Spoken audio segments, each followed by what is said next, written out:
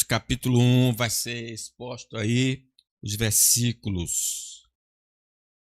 Por isso também eu, tendo ouvido a fé que há entre vós no Senhor Jesus e o amor para com todos os santos, não cesso de dar graças por vós, fazendo menção de vós nas minhas orações, para que o Deus de nosso Senhor Jesus Cristo, o Pai da glória, vos conceda espírito de sabedoria e de revelação no pleno conhecimento dele, iluminados os olhos do vosso coração, para saberdes qual é a esperança do seu chamamento, qual a riqueza da glória da sua herança nos santos, e qual a suprema grandeza do seu poder para com os que cremos, segundo a eficácia da força do seu poder, o qual exerceu ele em Cristo, ressuscitando-o dentre os mortos e fazendo sentar à sua direita nos lugares celestiais, acima de todo principado e potestade, e poder e domínio, e de todo nome que se possa referir, não só no presente século, mas também no vindouro.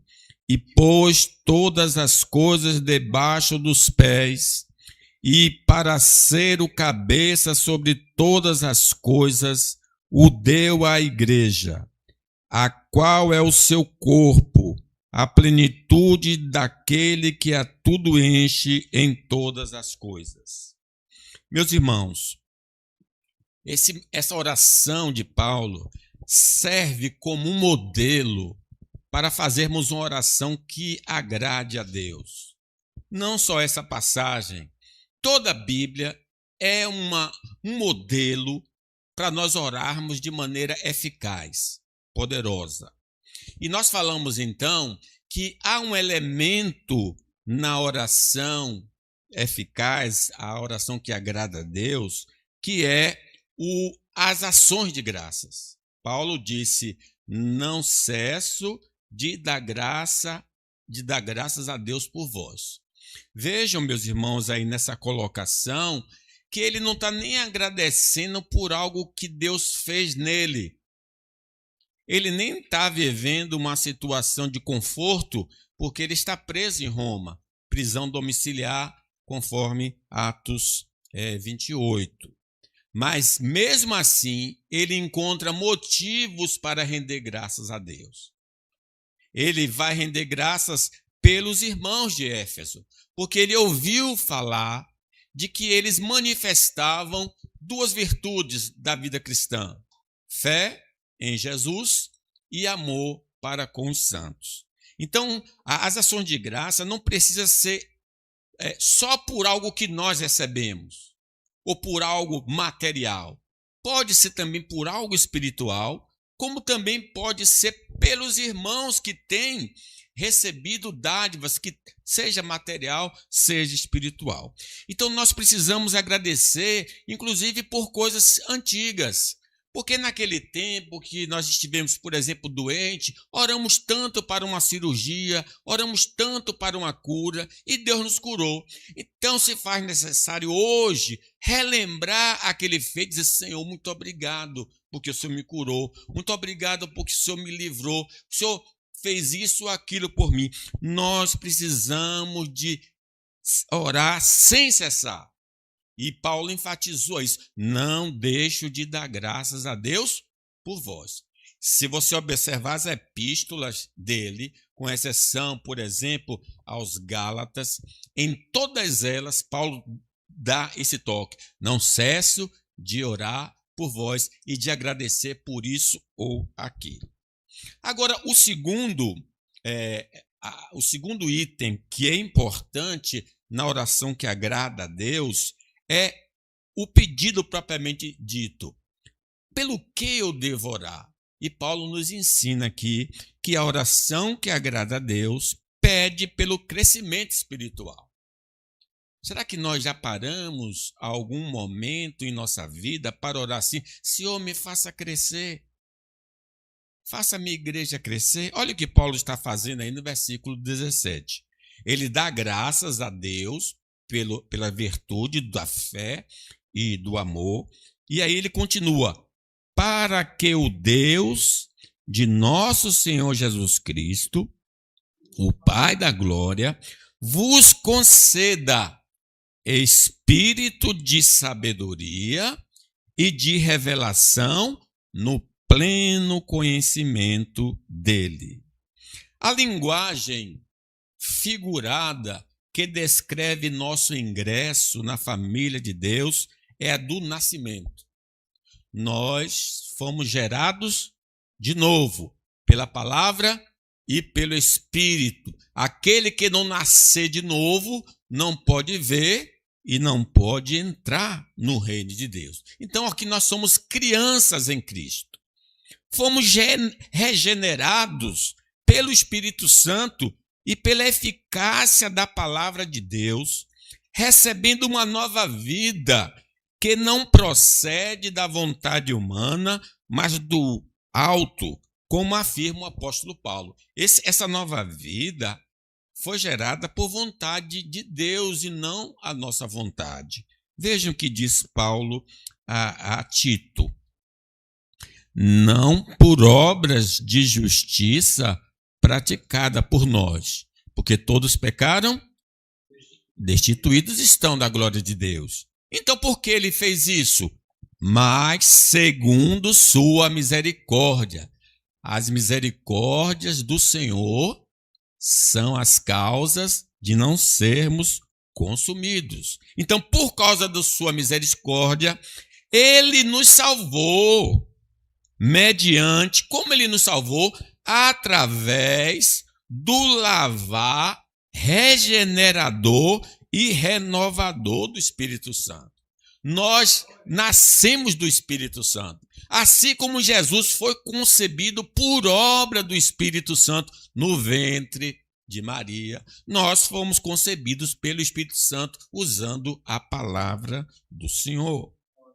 Portanto, é essencial que busquemos o amadurecimento e a expansão da nossa fé, esperança e amor.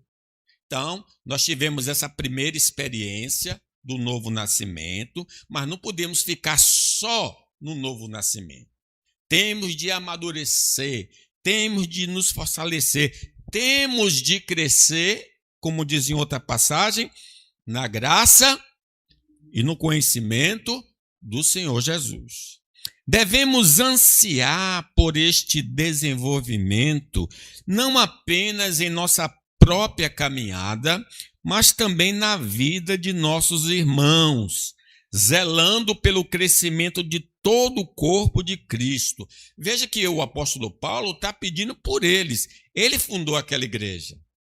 E ele agora, longe, está dizendo, eu peço a Deus uma coisa por vocês, que vocês cresçam, que vocês amadureçam. E Pedro fala com muita ênfase, preste atenção aí, Pedro falando, olha, vamos ver? Desejai ardentemente, como crianças recém-nascidas, o genuíno leite espiritual, para que por ele vos seja dado crescimento para a salvação.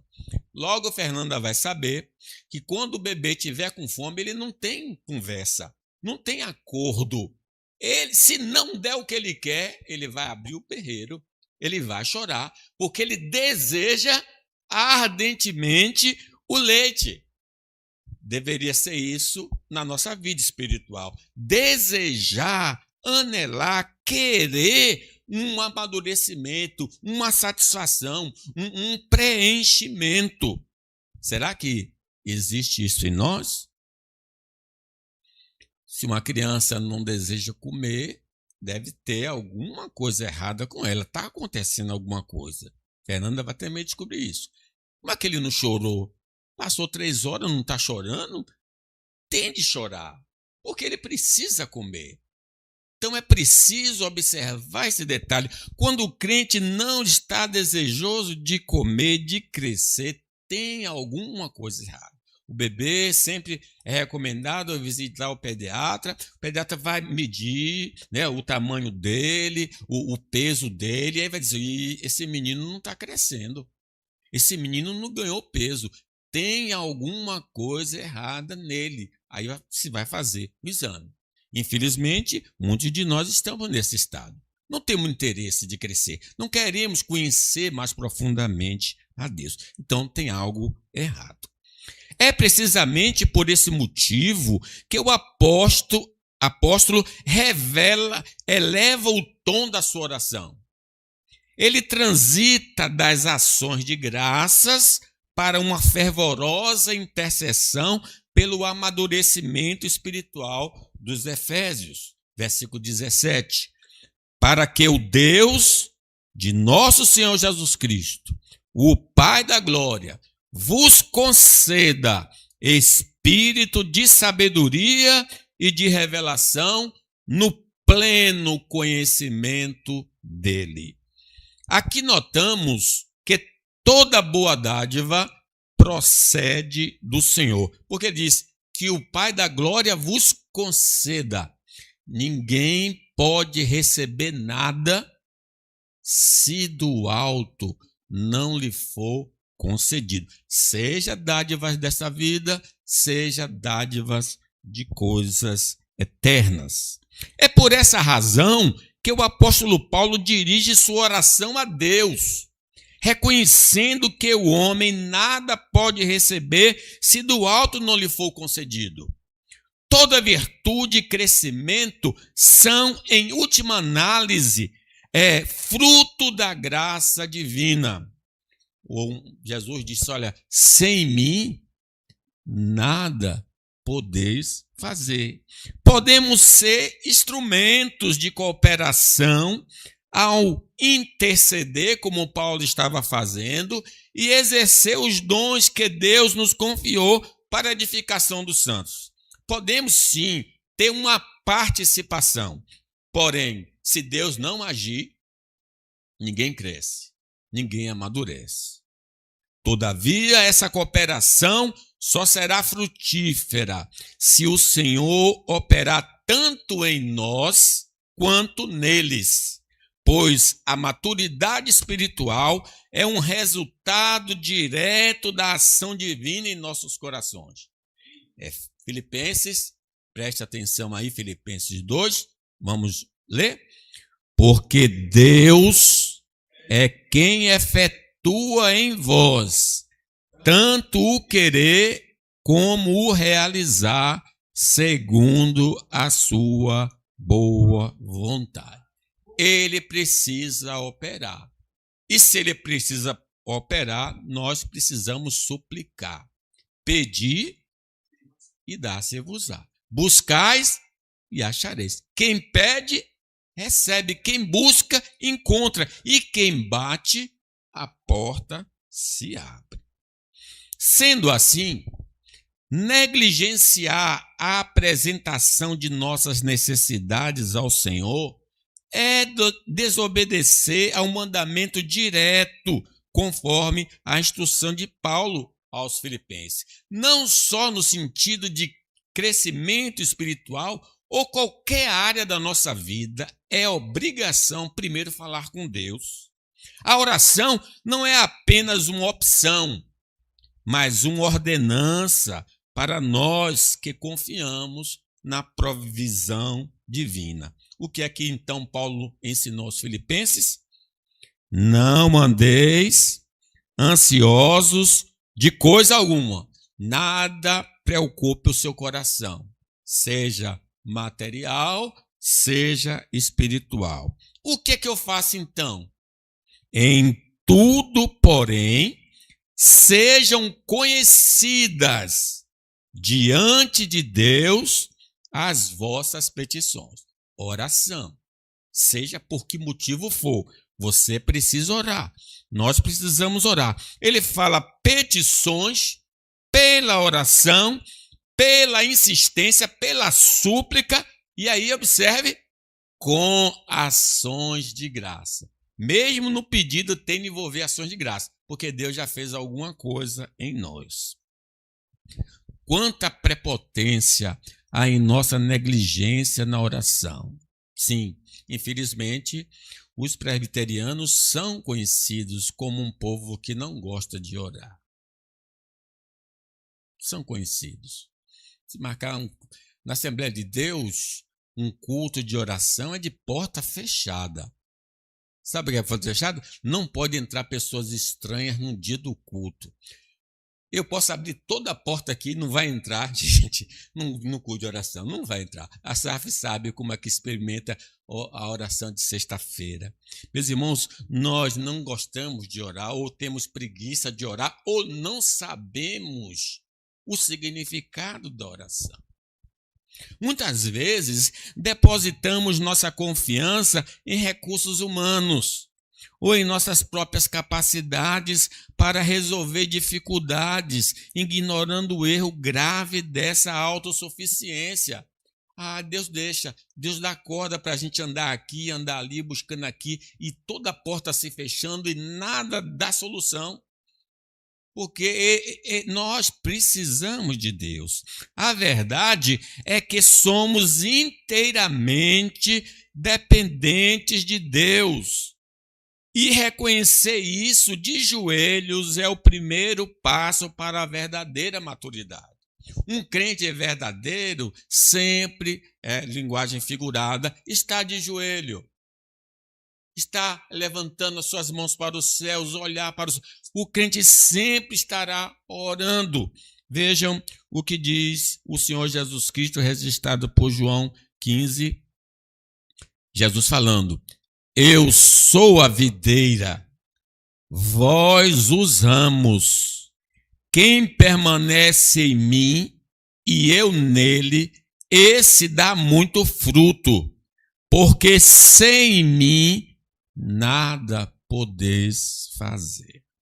Meus irmãos, que este entendimento nos leve a dobrar nossos joelhos com mais fervor. Em fervente oração, venha o teu coração na presença de Deus derramar. Mas não podes fluir o que estás a pedir, sem que tudo deixares no altar. Devemos orar mais, pois servimos ao Deus que detém a chave de Davi. A porta que ele abre, ninguém pode fechar. E a porta que ele fecha, ninguém é capaz de abrir.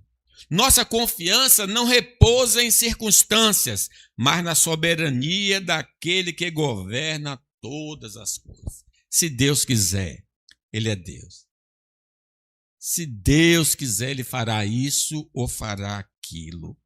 Amados, devemos reconhecer que Deus é o nosso Pai, a fonte de toda bênção.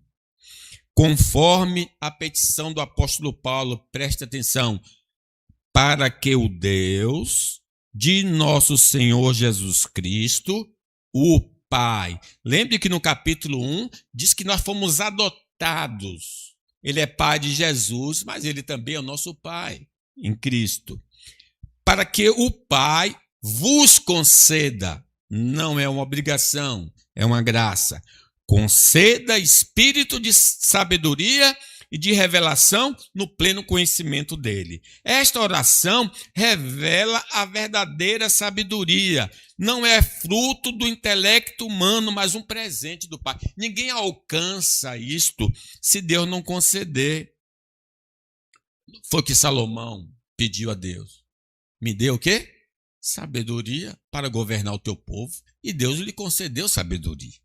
Temos a confiança de que ele nos concederá o que pedimos, desde que esteja em conformidade com a sua soberana vontade. Então, por isso, nós precisamos orar de acordo com o que está escrito, porque o que está escrito já é revelado o que Deus quer fazer em nós, em especial o crescimento espiritual. Essa garantia nos é dada por meio do seu Filho, o Senhor Jesus, que está à destra do Pai, exercendo o seu ministério de intercessão continuamente por nós. Veja o que diz João 14. Jesus mesmo falando para os discípulos: tudo quanto pedirdes em meu nome, isso farei, a fim de que o Pai seja glorificado no Filho. Se me pedirdes alguma coisa em meu nome, eu farei. O nosso Pai Celestial é infinitamente generoso e sua entrega sempre supera as nossas expectativas. Nós pedimos uma coisa, ele dá 10. Observe, não foi assim com o rei Salomão, que pediu apenas sabedoria e foi presenteado também com riquezas e glória?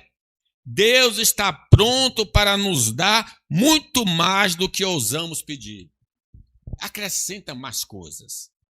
Temos o dever de conhecer a vontade revelada de Deus, assim como o apóstolo Paulo, para que nossas orações se baseiem naquilo que ele já prometeu que vai nos conceder. Por exemplo, o Pai Nosso é repleto de petições que, se feitas com fé, serão atendidas, pois refletem exatamente o que o Pai deseja para nós. Foi Jesus que ensinou. Os discípulos pediram: ensina-nos a orar. E Jesus disse: vós orareis assim. E aí pedidos espirituais, em primeiro momento, depois pedidos pessoais. Perdoa nossas dívidas, o pão nosso, enfim, nos livra do mal. Nem sempre desfrutamos da plena clareza do que o Deus Todo-Poderoso é. Acima de tudo, nosso Pai.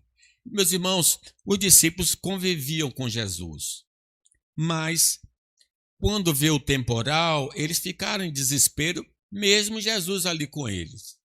Depois que Jesus acalmou o temporal, eles se perguntaram: quem é este? Eles conheciam? Não conheciam. Conheciam um pouco, mas não conheciam o suficiente. Essa falta de visão que cai em nós, somada ao desconhecimento de sua vontade revelada, não conhecemos a Deus como deveríamos e nem conhecemos a sua vontade. Muitas vezes limita a eficácia de nossas orações e a confiança com que nos aproximamos do trono da graça. Será que ele é poderoso para fazer o que eu estou pedindo ou pensando?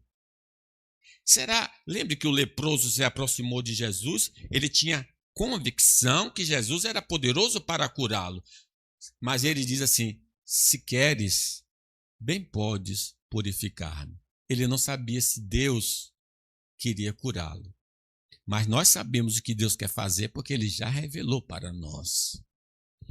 Embora o estudo das Escrituras seja indispensável para o nosso crescimento na graça, reconhecemos que tal maturidade é um dom divino. Tanto é que os hereges leem a Bíblia. Os liberais conhecem a Bíblia. Os comentários dos liberais são muito profundos porque eles estudam bastante, mas eles não conseguem entender o significado espiritual da passagem e vão passar batido. É o Espírito Santo que nos concede sabedoria necessária para a salvação em Cristo, confirmando a oração de Paulo. Versículo 17, para que o Deus de nosso Senhor Jesus Cristo, o Pai da glória, vos conceda espírito de sabedoria. É verdade que aí está na minúscula, é uma palavra normal, o espírito não tem maiúscula no grego. Mas quando diz espírito, aqui no caso, é a consequência da operação do Espírito Santo. Quando o Espírito Santo opera em nós, receberemos o espírito de sabedoria e de revelação no pleno conhecimento dele. Ao ascender aos céus, Jesus enviou o seu Espírito para ser nosso guia, trazendo-nos à memória a verdade e capacitando-nos a caminhar nela. Quando ele vier, vai convencer o mundo, ele vos guiará a toda a verdade. É o Espírito Santo que nos guia, que nos leva a toda a verdade. Sem a iluminação do Espírito Santo, os mistérios de Deus contidos na sua palavra permanecem inacessíveis, pois somente Ele pode nos dar o entendimento espiritual e a força necessária para vivermos conforme o ensino bíblico. Porque a gente lê e não entende? Porque precisamos da operação do Espírito Santo. Se ele não operar, ninguém aqui vai entender a palavra. 1 Coríntios 2, 9. Mas, como está escrito, nem olhos viram, nem ouvidos ouviram, nem jamais penetrou em coração humano o que Deus tem preparado para aqueles que o amam. Ninguém compreende. Mas aí diz, 10, mas Deus nos revelou pelo Espírito, porque o Espírito a todas as coisas prescruta, até mesmo as profundezas de Deus. É Deus, o Espírito Santo, que revela para nós.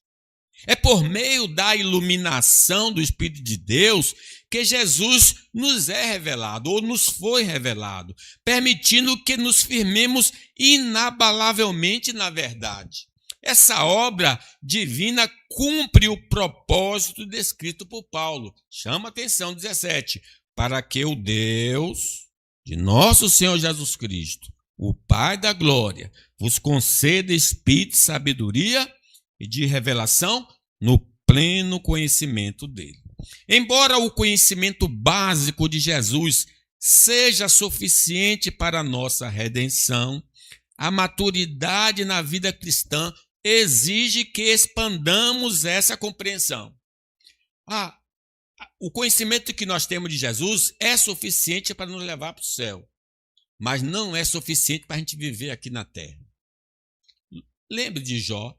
Jó era um homem sincero, temente a Deus e que se desviava do mal. Era um homem que tinha intimidade com Deus. Mas quando ele passa pela experiência amarga da vida, ele diz: antes eu te conhecia só de ouvir, mas agora os meus olhos te veem. Ele teve um amadurecimento, né? É desse amadurecimento que nós estamos falando aqui agora. Somente ao aprofundarmos no conhecimento de Cristo é que obtemos as armas necessárias para os combates espirituais, a fundamentação para a adoração com plena consciência e uma segurança inabalável. Então, tudo isso, por exemplo, os discípulos perguntaram: por que não podemos expulsar? Jesus disse: por causa da fé. Vocês não têm a fé suficiente para fazer isso. Porque se tiver fé, dirá: esse monte passa daqui para lá, e isso vai acontecer. Nós estamos assim sempre sendo vencidos, por quê? Porque não temos conhecimento ainda. Salmo 9, 10. Em ti, pois, confiam os que conhecem o teu nome, porque tu, Senhor, não desampararás os que te buscam. É preciso conhecer para ter essa certeza. Portanto, a ignorância espiritual que tantas vezes manifestamos decorre de nossa negligência em buscar a profundidade do conhecimento de Cristo. Então, não oramos para tal, nem por nós, nem por outros, não lemos a Bíblia como deveríamos, então ficamos aí nesse estado pequeno, sem crescer. É essa lacuna que nos impede de discernir a vontade do Senhor e nos faz vacilar diante das tempestades da vida. Por esse motivo, a ordem do apóstolo Pedro. Porque, irmãos, qualquer coisa nos derruba. Qualquer coisa que vem sobre nós, a gente já está perdendo a fé, já está desanimado, já está desesperado, porque nós não temos crescido. E Pedro nos diz: antes crescei na graça e no conhecimento de nosso Senhor e Salvador Jesus Cristo.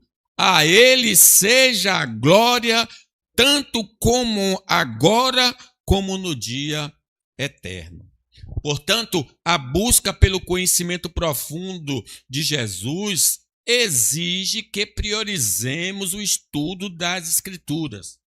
Buscar-me-eis e me achareis, se me buscardes de todo o vosso. Deus não se revela a qualquer pessoa, não.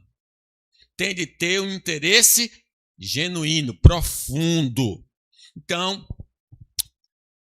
precisamos priorizar. O crente não pode ter a Bíblia só como um amuleto. Não, essa Bíblia tem de ser devorada.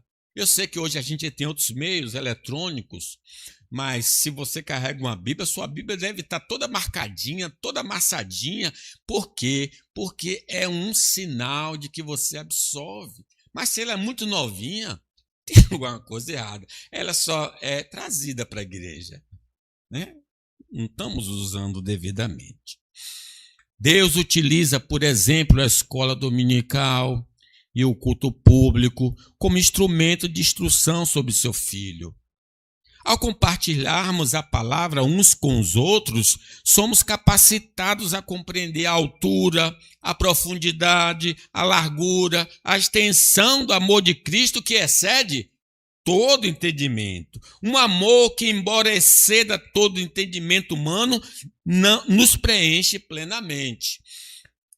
Então, meus irmãos, nós vamos falar ainda um pouco mais sobre o segundo pedido aqui. A oração que agrada a Deus é pedir que compreendamos o propósito do nosso chamado. Leiam em Efésios.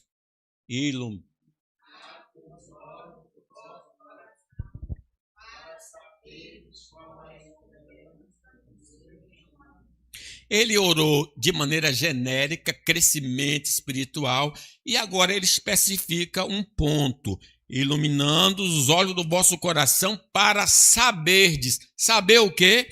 Qual é a esperança do seu chamamento. A igreja de Cristo é composta por aqueles que ouviram o chamado de Deus. Deus nos chamou das trevas para a sua maravilhosa luz. Ele utiliza diversos caminhos para nos alcançar. A proclamação da palavra, a leitura da Bíblia ou o testemunho vivo de um irmão. Não sabemos, um folheto, alguma coisa Deus usou e nos chamou. Por meio do Evangelho, o Senhor nos reuniu em sua família. A mesma luz que nos faz entender o sacrifício de Jesus é a que revela a extensão e a profundidade da nossa vocação. Isto é, Deus nos chamou para a salvação em Cristo Jesus, para irmos para a glória, irmos para o céu, para termos o perdão dos nossos pecados. Essa operação divina ocorre em nosso interior, alcançando nossos pensamentos e raciocínios mais profundos. Então, ele me revelou na minha mente e meu coração, mas é também por esse mesmo meio que o Espírito Santo vai usar no meu intelecto, o meu raciocínio, para revelar o porquê eu faço parte da igreja. É por meio da ação conjunta do Espírito Santo e a palavra que somos conduzidos ao entendimento pleno do que fomos convocados por Deus para a salvação. Na linguagem de Atos, diz assim, Atos 16, certa mulher chamada Lídia, da cidade de Tiatira, vendedora de púrpura, temente a Deus, nos escutava. O Senhor lhe abriu o coração para entender as coisas que Paulo dizia. Foi isso que nos sucedeu. Ele abriu o nosso entendimento. Então nós entendemos e aceitamos o chamado eficaz. O Espírito Santo nos convence de que estamos mortos em nossos delitos e pecados, sob a justa ameaça da condenação no dia do juízo final. Contudo, ao crermos no Filho, somos plenamente absolvidos. Nenhuma condenação há para aqueles que estão em Cristo Jesus, nosso Senhor. Pois em um ato de amor e justiça, Jesus foi punido em nosso lugar, satisfazendo a justiça divina, que jamais nós poderíamos pagar. Quando nossos olhos se abrem para essas verdades eternas, somos inundados por uma alegria indizível e gloriosa. Há uma paz então profunda que passa a reinar em nosso coração, pois compreendemos que em Cristo a justiça de Deus foi satisfeita e ele já não está mais irado conosco, como diz Romanos 5:1. Justificados pela fé, temos paz com Deus por meio de Jesus Cristo. Se existe em nós um terror diante do encontro com Deus e a aflição quanto ao destino eterno, são sinais reveladores de que o chamado para a salvação ainda não foi devidamente compreendido ou atendido. Toda pessoa que atendeu o chamado divino não tem mais medo de se encontrar com Deus. Toda pessoa que aceitou Jesus não tem mais medo do inferno, porque está lavado no sangue precioso de Jesus. Se há medo de nós, de nos encontrarmos com Deus, se há terror do inferno, é sinal que nós estamos ouvindo, mas não atendemos o chamado. Vinde a mim todos que estáis cansados e sobrecarregados, e eu vos aliviarei. Aquele que verdadeiramente reposa em Cristo encontra na eternidade uma promessa de glória e não um motivo de pavor. O chamado divino transcende a nossa redenção. Não é só para a salvação que Deus nos chama. Fomos convocados não apenas para a salvação, mas para a santificação. A graça que nos resgata da condenação é a mesma que nos consagra a uma vida separada, transformando o nosso caráter em imagem daquele que nos chamou. O Evangelho, irmãos, não nos livra apenas da punição do pecado, mas também do poder do pecado sobre nossas vidas. Como diz o apóstolo Pedro 1,15. Porque Deus nos chamou para a salvação, Deus nos chamou para a libertação do pecado. Vejam 15, mas como é santo aquele que vos chamou, sede vós também santos em toda a vossa maneira de viver. Portanto, aqueles que estão em Cristo não podem persistir no mesmo estilo de vida que conduziam antes de serem alcançados pelo Evangelho. Quem aceitou o chamado divino vai andar em santidade de vida, porque diz, segui a paz com todos e a santificação, sem a qual ninguém verá o Senhor. A ausência de transformação é um forte indício de que o chamado divino para a salvação e para a santificação ainda não foi genuinamente aceito ou compreendido. A evidência do chamado é a mudança de vida. Aquele que está em Cristo é uma nova criatura. A teologia chama isso de frutos dignos de arrependimento. Se não há transformação, o chamado foi ouvido apenas pelos ouvidos, mas não pelo coração. Tessalonicenses 4:7. Porque não nos chamou Deus para a imundícia, mas para a santificação. É alarmante a quantidade de falsas profissões de fé no cenário evangélico brasileiro. A incoerência entre o discurso e a prática revela uma espiritualidade superficial. Vidas que, no ambiente doméstico, profissional, civil, caminham na contramão dos valores do reino. Uma fé que não santifica o cotidiano é uma fé que, em última análise, nega o poder do evangelho que professa. Não é só ser crente na igreja, é ser crente em qualquer lugar. Como José foi no Egito, convocado para adulterar e resistiu. Irmãos, Somos chamados pelo Senhor com um propósito específico de chamar outros. Chamados para a salvação, chamados para a santificação, chamados para a evangelização. Nossa missão é proclamar as boas novas de salvação a toda a humanidade, conduzindo os homens a um relacionamento transformador com Cristo, para que se tornem seus discípulos. O privilégio de ser salvo carrega a responsabilidade de ser testemunha de Jesus. Mateus 28, vamos ler. Ide, portanto, fazei discípulos de todas as nações, batizando-os em nome do Pai e do Filho e do Espírito Santo, ensinando-os a guardar todas as coisas que vos tenho ordenado. E eis que estou convosco todos os dias, até a consumação dos séculos. O cumprimento do chamado missionário manifesta-se em 3 pilares fundamentais. A intercessão fervorosa pela salvação dos perdidos. Precisamos orar pela salvação dos homens. Precisamos dar suporte financeiro para o envio de missionários e precisamos proclamar diretamente o evangelho em nossa esfera de convivência, seja no lar, entre vizinhos ou colegas de trabalho. Não podemos nos esquecer de que o nosso chamado também é para adoração em espírito e verdade. Deus nos chamou não só para pregar o evangelho, mas para adorar a Deus. Adorar a Deus na beleza da sua santidade. Desde a queda, nossa capacidade de prestar culto a Deus foi corrompida.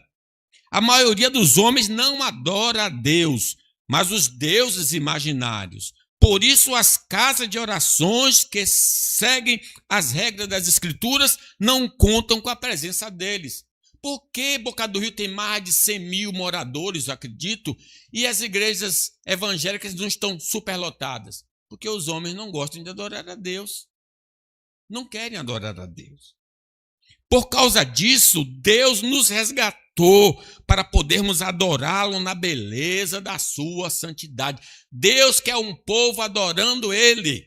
Lucas 1,7. E do juramento que fez a Abraão, nosso pai, de conceder-nos que, livre das mãos de inimigo, o adorássemos sem temor, em santidade e justiça perante ele todos os nossos dias.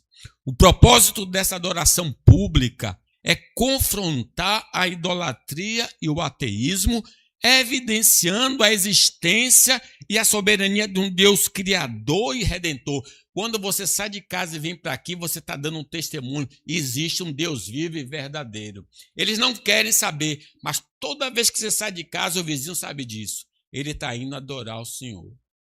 Ele está indo adorar o Senhor. Sem esse testemunho visível, o mundo permaneceria alheio à realidade. Portanto, nossa presença no culto público constitui um testemunho vivo do verdadeiro Deus diante dos não regenerados e daqueles que, seduzidos pelas tentações, se apartaram do Senhor.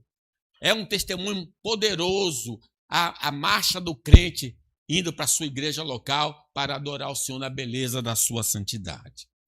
Nossa participação no culto também nos traz profundos benefícios pessoais.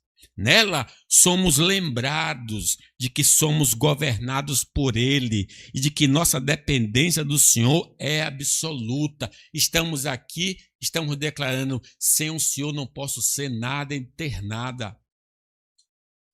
Esse ato de adoração busca nos libertar do nosso egoísmo natural, redirecionando nossa atenção para onde ela realmente deve estar, na glória exclusiva de Deus. Porque o fim principal do homem é o quê? Glorificar a Deus e gozá-lo para sempre. Por essa razão, a negligência na adoração, muitas vezes camuflada por desculpas, é em essência um pecado triplo. Uma afronta a Deus, uma omissão do amor ao próximo e um dano espiritual a nós mesmos. Meus irmãos, os mortos espirituais não têm prazer em Deus nem o adoram. Se este for o nosso estado, que Jesus venha nos ressuscitar hoje, transformando-nos em verdadeiros adoradores. Fomos chamados, estou perto de terminar, por Deus para atuar como instrumentos de edificação. Veja quantas razões Paulo está orando pelo chamado. Através do exercício dos dons espirituais, cada um de nós contribui para o fortalecimento e crescimento dos irmãos no Senhor, como nos ensina o apóstolo Paulo em Efésios. E ele mesmo concedeu uns para apóstolos, outros para profetas, outros para evangelistas, outros para pastores e mestres, com vista ao aperfeiçoamento dos santos, para o desempenho do seu serviço, para a edificação do corpo de Cristo. Contudo, é impossível sermos edificados ou edificar o próximo se vivermos isolados do convívio com os irmãos. Os desigrejados, por exemplo. Seja através do relacionamento pessoal ou da vida congregacional, a maturidade cristã exige a proximidade e o compartilhamento da vida no corpo de Cristo. Quão bom e quão maravilhoso é que os irmãos vivam em união. Efésios 4,15. Mas, seguindo a verdade em amor, cresçamos em tudo naquele que é a cabeça, Cristo, de quem todo o corpo, bem ajustado e consolidado pelo auxílio de toda a junta, segundo a justa cooperação de cada parte, efetua o seu próprio aumento para a edificação de si mesmo em amor. Recusar-se a cooperar com o amadurecimento do corpo de Cristo é uma negação do próprio chamado. Estou nem aí, não vou participar não. Está prejudicando o corpo de Cristo. Deus te chamou para edificar a igreja. Tal postura revela não apenas uma profunda ignorância quanto à doutrina da igreja, mas algo ainda mais grave. A possibilidade de nunca se ter experimentado de fato a regeneração e a conversão genuína. É na comunhão dos santos que verdadeiramente somos edificados uns pelos outros. Por esta razão, devemos valorizar cada vez mais o nosso ajuntamento, pois negligenciá-lo resulta em prejuízos profundos, tanto no âmbito pessoal quanto no coletivo. Que ressoe em nós a exortação de Hebreus. Leia comigo. Não deixemos de congregar-nos como é costume de alguns. Antes façamos admoestações e tanto mais quando vede que o dia se aproxima. Embora o convite do Evangelho seja estendido universalmente a todos os homens, a chamada irresistível, aquela que efetivamente transforma o coração, alcança exclusivamente os eleitos conforme o beneplácito de sua vontade. Você não está aqui como penetra, você está aqui como chamado de Deus. Foi Deus que te chamou, coisa maravilhosa. Muitos que convivem no seio da igreja ainda não experimentaram a chamada eficaz, pois suas vidas permanecem inalteradas. Se, contudo, pela iluminação do Espírito Santo, estamos compreendendo agora o nosso real estado de necessidade, devemos invocar o nome do Senhor para sermos salvos. E aqueles que foram eficazmente chamados por Deus encontram seu lugar na igreja do Senhor. Eles compreendem o valor indispensável do ajuntamento, pois reconhecem que é nessa comunhão que são mutuamente edificados e exercem o seu papel na edificação. Que Deus nos abençoe.